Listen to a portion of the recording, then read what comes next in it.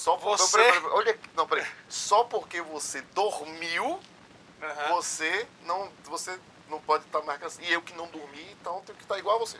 E você acha que o seu gasto energético foi maior que o meu no trabalho? Nós estamos falando sobre um gasto psicodélico também, não só gasto energético. psicodélico? E você também tem mais energia do que eu. Você tem constituição de anão, eu tenho constituição de mariposa. Não posso fazer nada se você escolheu ser mago na sua vida. Eu escolhi ser guerreiro. Não então... vamos falar sobre o mago.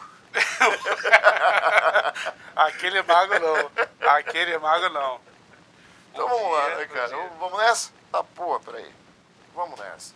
Eu sou Paulo Coy. Eu sou o Beto Siciliano. E faltam 30 minutos para o fim do mundo em nosso episódio especial sobre House of the Dragons, episódio 2. Episódio 2. Assistimos com atrasos, né? Só um disclaimer, o episódio está saindo no dia não combinado, porque acabou que caiu um job no nosso colo que tomou o nosso São João inteiro, inclusive ainda tem mais coisa para ser feita.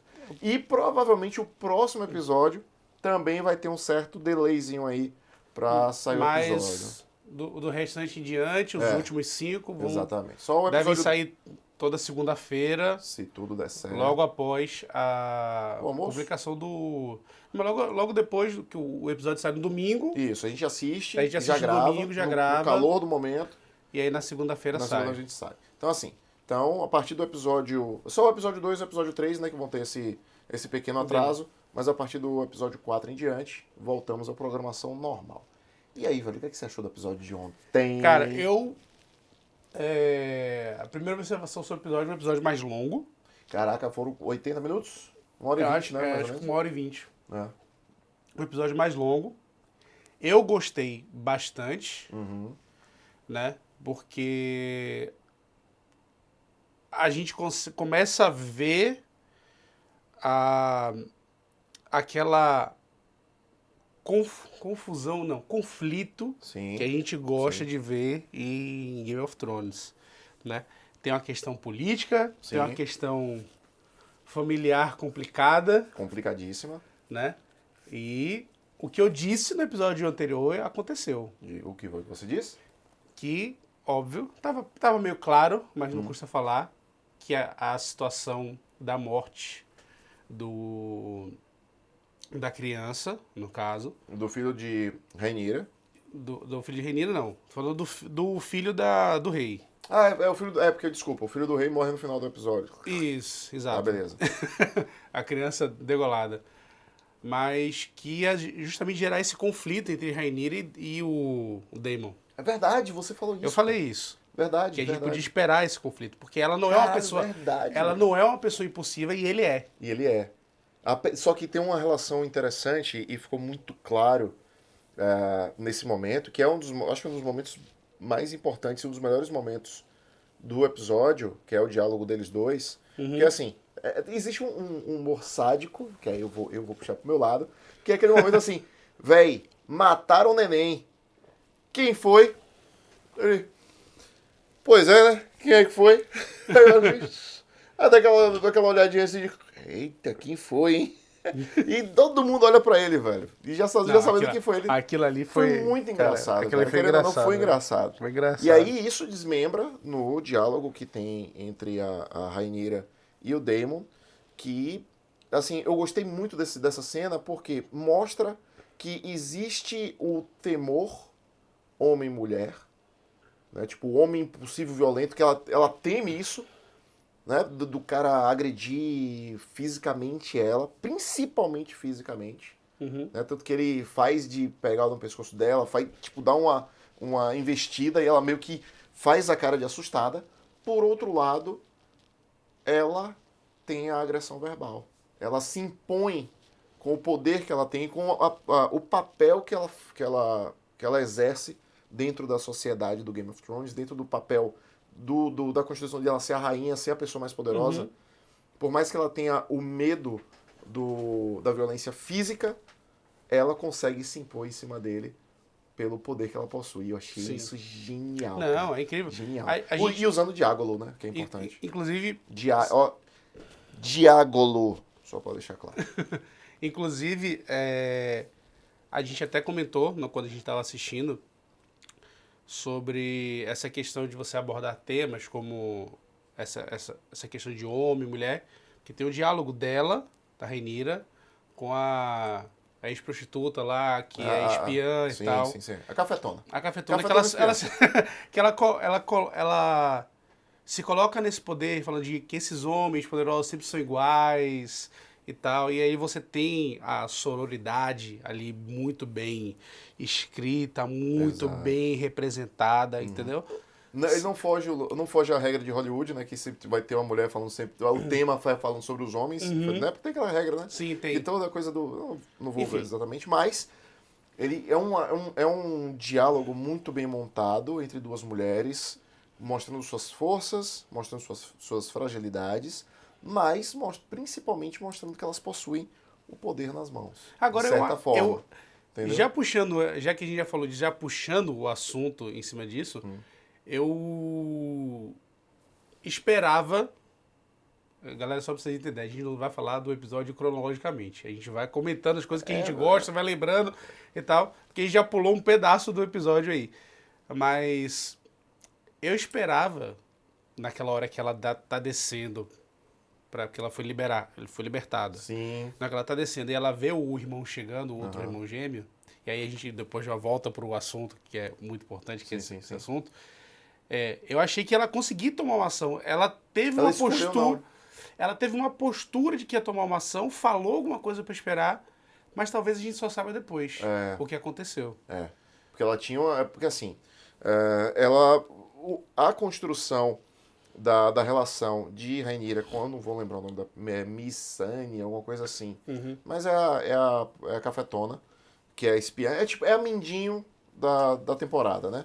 É a pessoa que compra, não é nem a Mindinho, é o eunuco lá que eu esqueci, o Lord Varys. Lord Varys. Ela é o Lord Varys da temporada, que é a pessoa que o poder dela é a informação. Então ela cresceu, ela ganhou poder, dinheiro, com venda de informação, até ser traída pelo Otto Hightower. E ela não tinha o poder de barganha com a rainha. Então, quando ela se depara com esse momento específico, onde ela vê uma situação em que ela ganha uma informação que pode servir como poder de barganha, nada acontece teoricamente. Em tese, é isso. A gente não sabe ainda. A gente não sabe. Então, mas foi o palpite que a gente... Enquanto a gente estava assistindo, sim, foi o palpite que a gente deu. Opa, ela agora tem o poder de barganha com a rainha. Não, que ela vai ganhar confiança. Isso, talvez ela volte ali e tenha algum papel nesse sentido. Ou... que ela pode ter dado a call pro... Enfim, daqui a pouco chega lá. Ou a projeção para os outros episódios uma vez que a rainha libertou ela sem nada, só para cumprir a palavra da casa que lhe foi dada, né, pelo Daemon, se não me engano. Foi o Daemon. Ela vê na Rhaenyra uma aliada, né, que não é uma aliada por uma questão financeira e tal, e talvez ela, se ela voltando, indo para algum outro lugar, ela seja uma peça importante nessa articulação por trás dos panos para a Rhaenyra. Exato. Porque a gente já tem do outro lado... Eu ia falar isso agora. O pack do pezinho. O pack do pezinho é o espião do lado de lá. Exatamente. E a Rhaenyra não tem. Talvez ela seja essa pessoa. Exatamente. Ela seja esse personagem na parede dela. Tá faltando essa pessoa com essa articulação por debaixo dos panos, né? Sim. Por trás da cortina. Exato. E aí a gente volta, que aí a gente vai falar da questão da propaganda política. Então, cara, aí é que vai entrar a parte do que eu achei, rapidamente, do episódio. E, invariavelmente, não tem como a gente não comparar com a obra original em mídias semelhantes, né? Que foi a série do Game of Thrones. Mais precisamente, a primeira temporada do Game of Thrones, ou a segunda, pode ser até a segunda temporada do Game of Thrones, para o que a gente está vendo agora em House of the Dragons.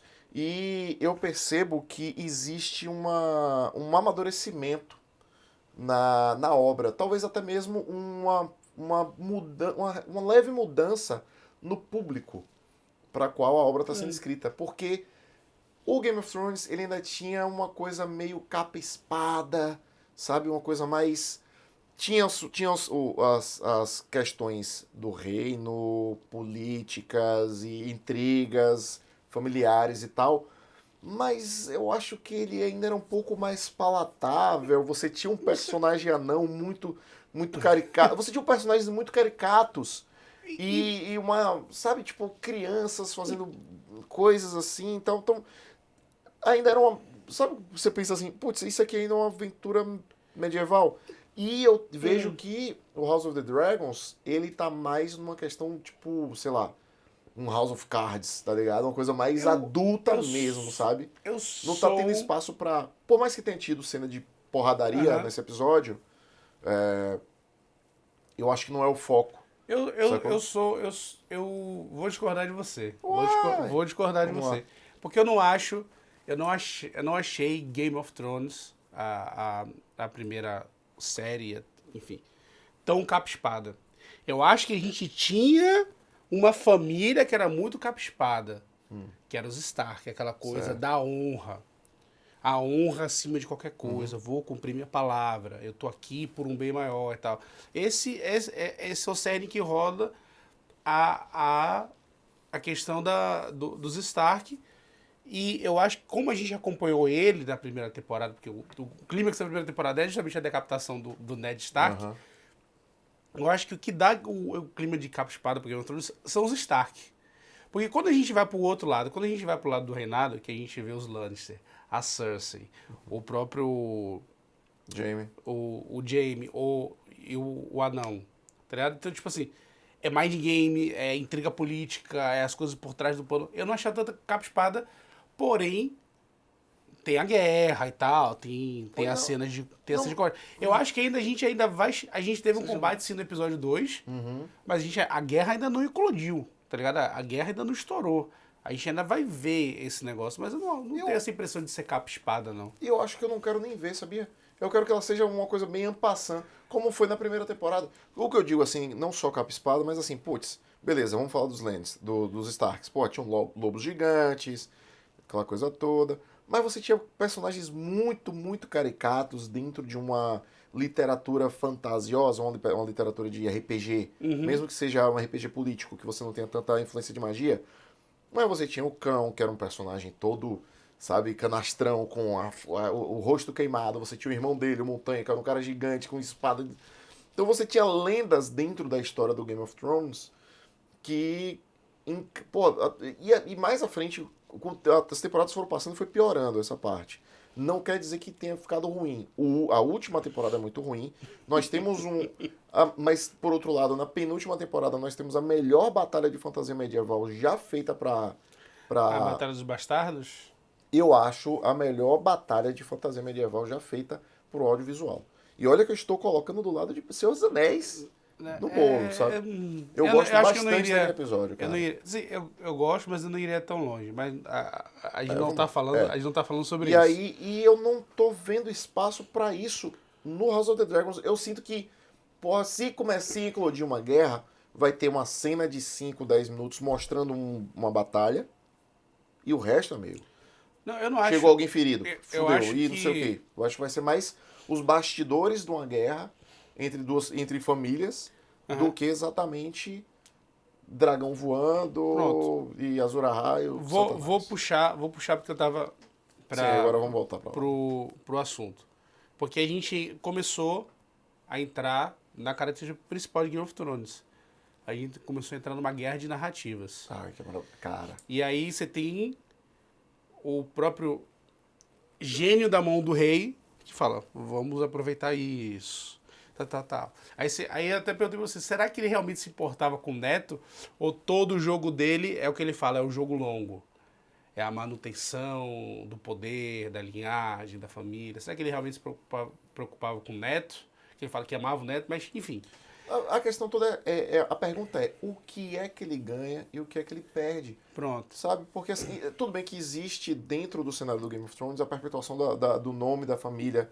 Porque ele não tá fazendo isso por ele, porque ele já tá lá. Ele não vai sair daquela posição. Mas como é que o nome da família dele vai ser alçado a uma posição maior? Mas sabe? ele alçou isso na primeira temporada, quando ele começou a fazer todo o jogo dele pra casar a filha com o rei. Ele já tá jogando um jogo longo, como ele chama, há muito tempo.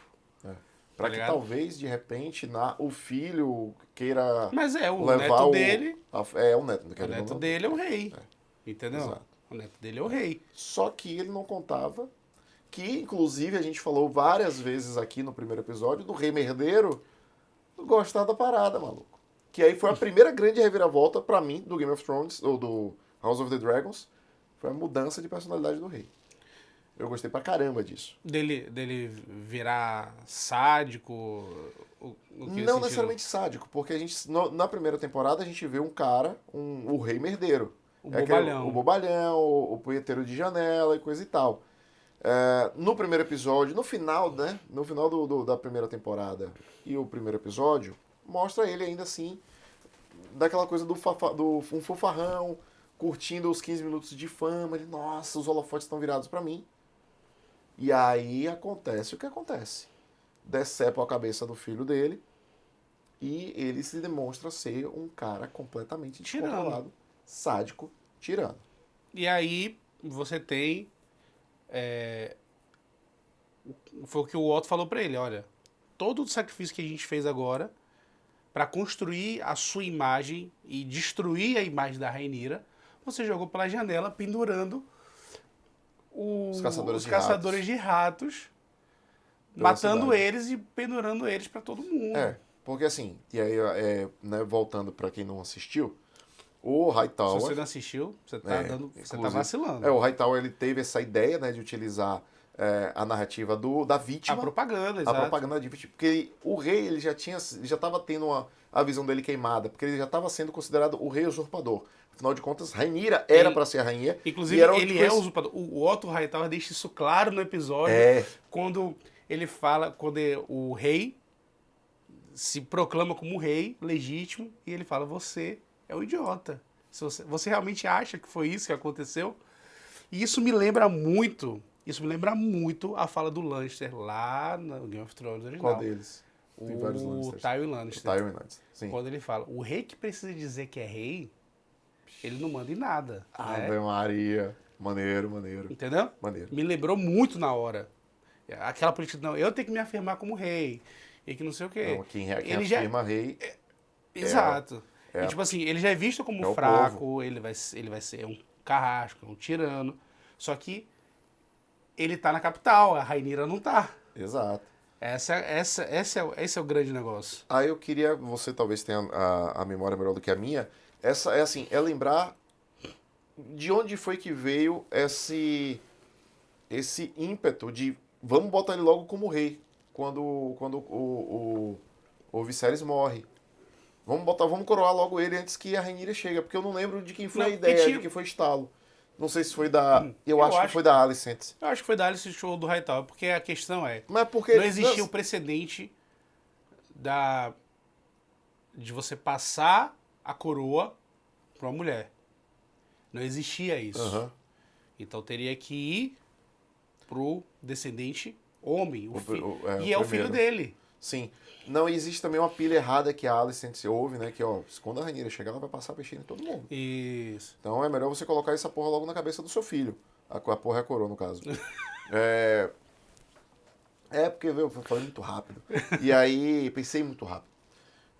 Porque, assim, o Otto Hightower, no começo do episódio, até o final, ele se demonstra muito arrependido das coisas terem chegado onde chegou. E aí tem uma hora que ele tá cabisbaixo logo no começo ele fala, velho, nós nos precipitamos em fazer essa coroação de forma tão rápida.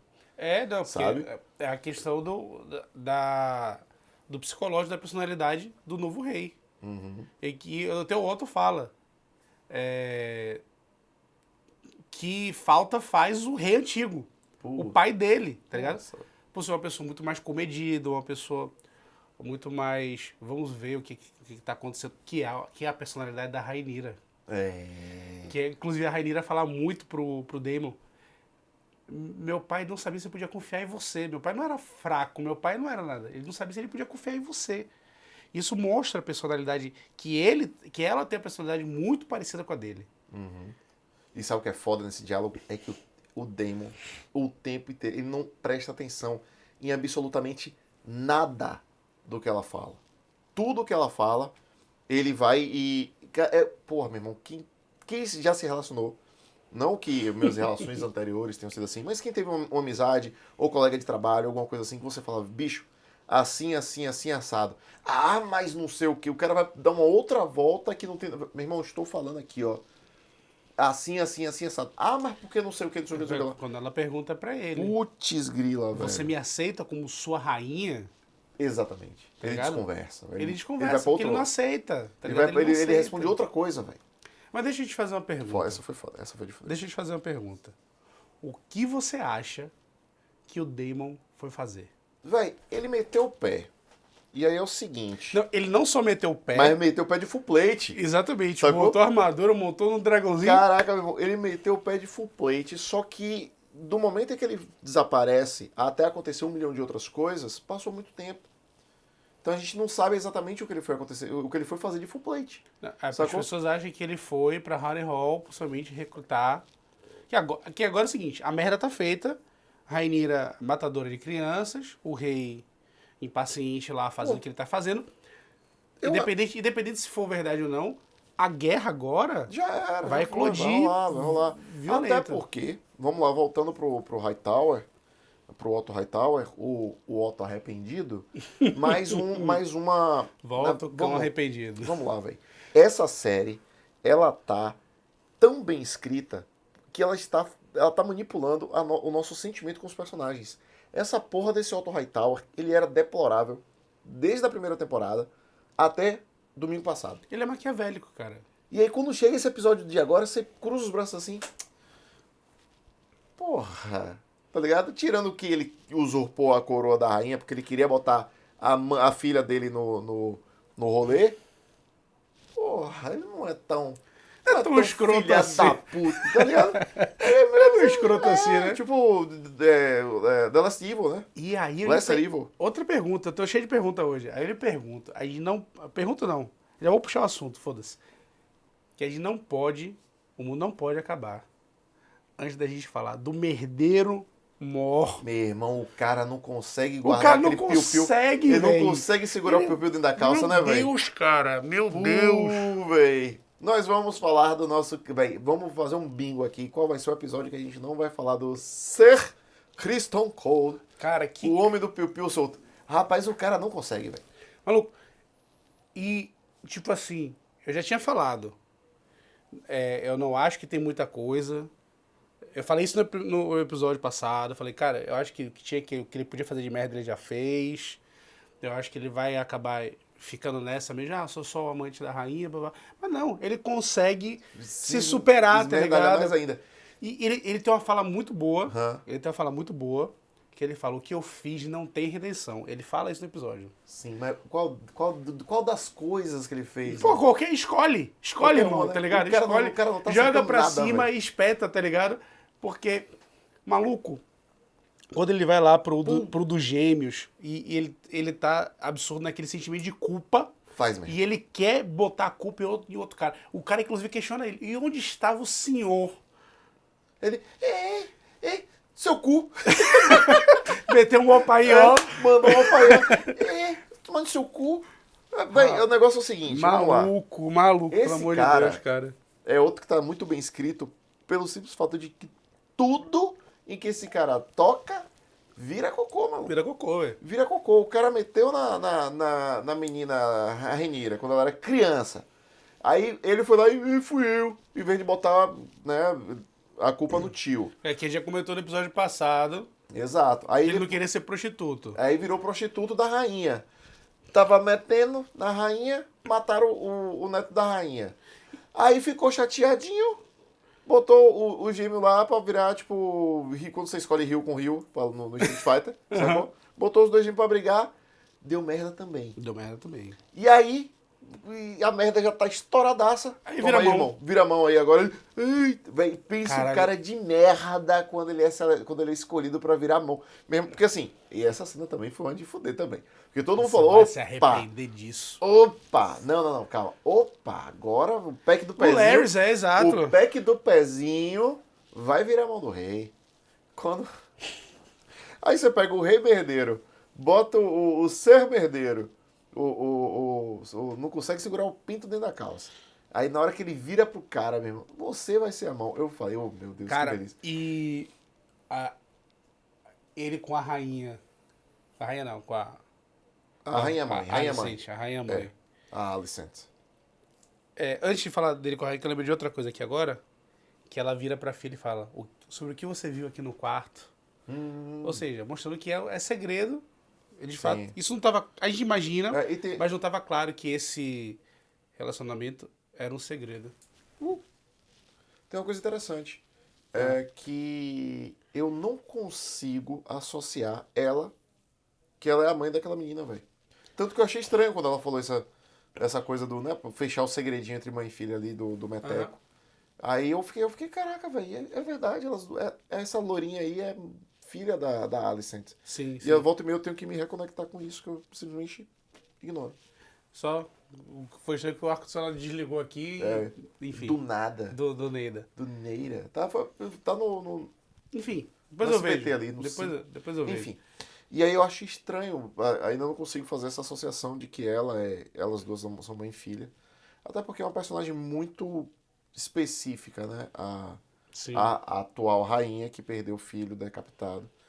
E eu vejo muitas pessoas fazendo análise sobre ela e a minha interpretação, né, eu acho que eu cheguei a comentar rapidamente no episódio passado, é que a rainha, que eu esqueci o nome dela, é Hylena, né? Ela é uma pessoa autista. Ela é uma mulher autista. Né? Eu tenho um autista na família.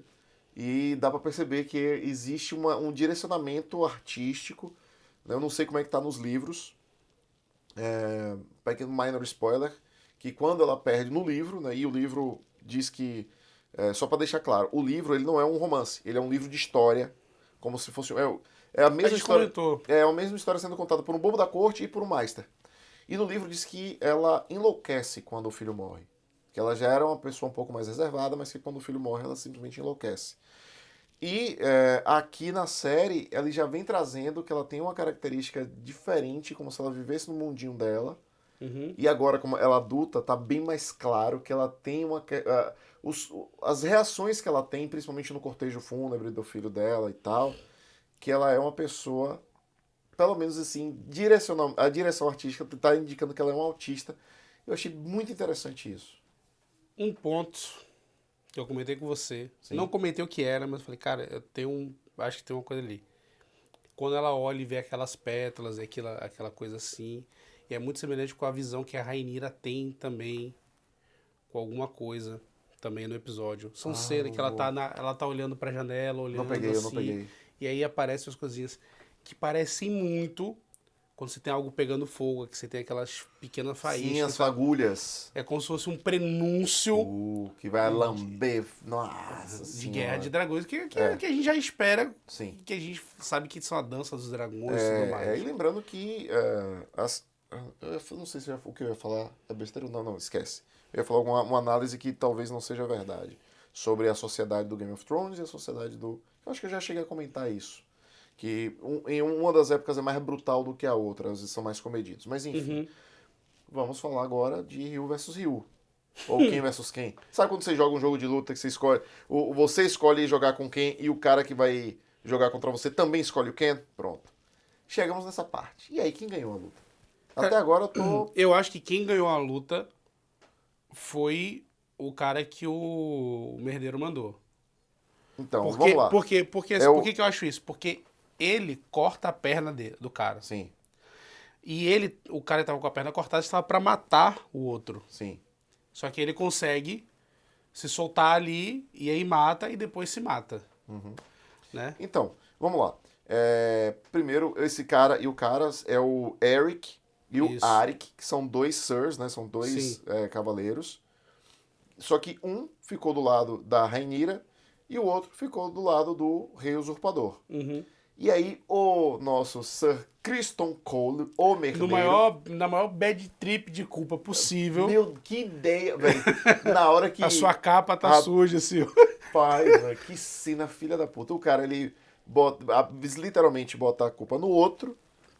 Velho, clássico de escritório, de quem trabalha com... Nossa, velho. Errar é humano, achar que botar a culpa é mais humano ainda, né? Exatamente, perfeito, maravilhoso, maravilhoso.